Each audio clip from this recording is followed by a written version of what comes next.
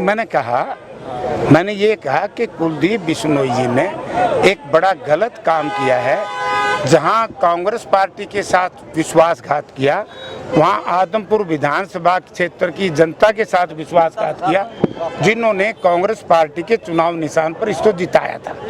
अगर थोड़ी सी भी आत्मा अगर जगी होती कुलदीप बिश्नोई जी की, तो इन्होंने पहले इस्तीफा देना चाहिए था विधानमंडल से, और फिर कांग्रेस पार्टी से इस्तीफा देना चाहिए था, फिर जाकर के भारतीय जनता पार्टी में, जेजेपी में या किसी और पार्टी में शामिल होता तो बेहतर होता। डेमोक्रेसी का, प्रजातंत्र का यही तगाजा है, अपने इलाके के साथ विश्वासघात करके।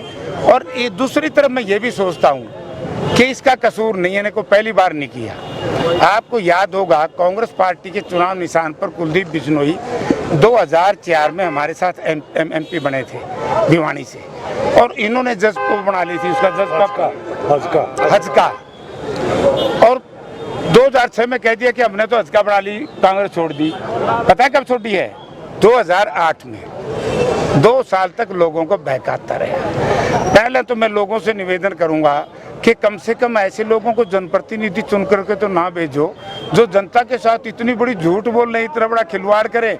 2 साल तक तनख्वाह लेता रहा और जनता को कहता रहा कि मैंने इस्तीफा दे रखा है। कांग्रेस कर देगी, हाईकमांड का काम है, उसकी नैतिकता कांग्रेस ने इस्तीफा दे देना चाहिए, कांग्रेस की पार्टी को। इसका मतलब ये है डेमोक्रेसी में सामने वाली पार्टी ने घास नहीं डाला। घास डालने का मतलब होता है कि जो इसकी शर्तें थी वो इसका मतलब स्वीकार नहीं हुई। भारतीय जनता पार्टी ने इसके पुराने कुकर्मों को देख लिया है, वो इसका मतलब इनको लेने के लिए तैयार नहीं है। अगर भारतीय जनता पार्टी इनको लेने के लिए तैयार होती तो इस्तीफा दे के चले जाते।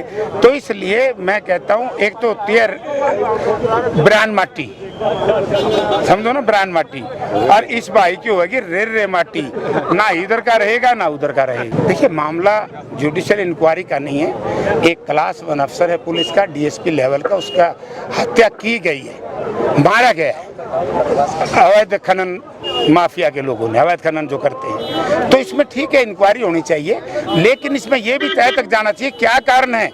पिछली बार पुलिस के 2 जवान भी मरे थे। बार बार ये खनन माफिया, आपको भिवानी में देखा होगा, डाडम में 4 मजदूर मरे थे। यानी कि भू माफिया, गैंगस्टर, पेशेवर अपराधी अपने बंदूकों के साए में खूब मौज कर रहे हैं। कानून व्यवस्था जीरो है, महिलाएं सुरक्षित नहीं है। आए दिन आप लोग देख रहे हैं महिलाओं की क्या ब्रांड माटी कर रखी है, नौजवानों का रोजगार छीन लिया। मुझे आज ही पढ़ा था, बोला हम एसपीओ लाएंगे। मैं एक बात हरियाणा सरकार से पूछना चाहता हूँ, आप एसपीओ लाइए, हम उसके विरोध नहीं है, लेकिन आप पुलिस के कर्मचारी भी बढ़ाइए। पुलिस की भर्ती नहीं हो रही, 2 लाख वैकेंट पोस्ट है, क्यों नहीं करे वो भर्तियां? हर चीज को ठेके पे करने जा रहे हैं। ये सरकार बेरोजगार नौजवान साथियों की सबसे बड़ी दुश्मन सरकार है। और जिस तरीके से चौधरी भूपेंद्र सिंह हुड्डा ने, आपको याद होगा, 2 लाख नौजवानों को रोजगार दिया था। जब तो मैंने कहा था ना अब कि आदमपुर का जो चुनाव है एक ही मुद्दे पर लड़ा जाएगा। वो मुद्दा होगा, एक तरफ 6 साल ओम प्रकाश चौटाला का राज, एक तरफ 10 साल चौधरी भूपेंद्र सिंह हुड्डा का राज, 1 साल 8 वर्ष गठबंधन और इसका राज। तो इसमें लोग फैसला करेंगे कि कौन सा राज बढ़िया। वो तो मेरे ख्याल में बेइज्जती बहुत हो जाएगी जिन्हें इस्तीफा दिया। क्यों भाई?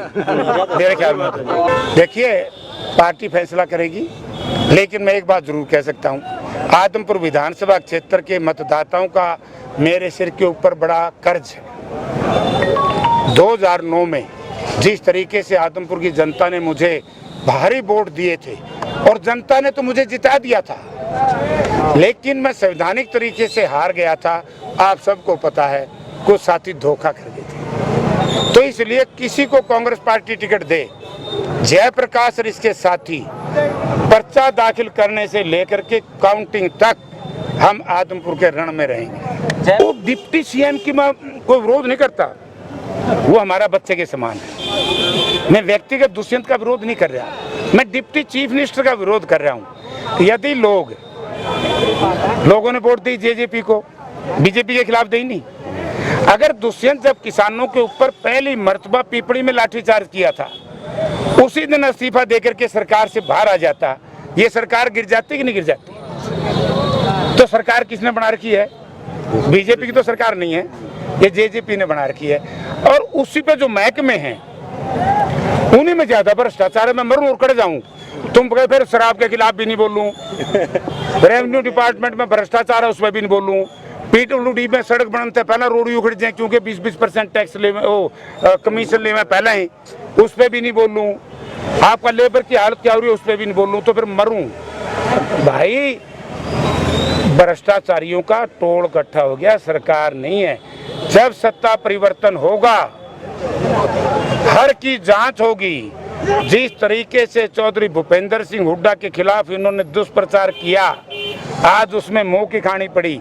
कोई केस में चार्ज लगा के नहीं लगा के ना ड्रामे कर दे रहे, हुड्डा जेल में जाएगा, हुड्डा जेल में जाएगा। जेल में वही लोग जाया करते हैं जो भ्रष्टाचारी हों, जो गलत नीतियों को अपना करके सरकार का सहारा लेकर के जनता के खून और पसीने की कमाई को जिस तरीके से अब लूट रहे हैं, आगे लूटते रहेंगे। कांग्रेस पार्टी की सरकार आएगी और भूपेंद्र सिंह हुड्डा जिस दिन मुख्यमंत्री बन जाएंगे, अगले दिन एक एक की जांच कराऊंगा बस।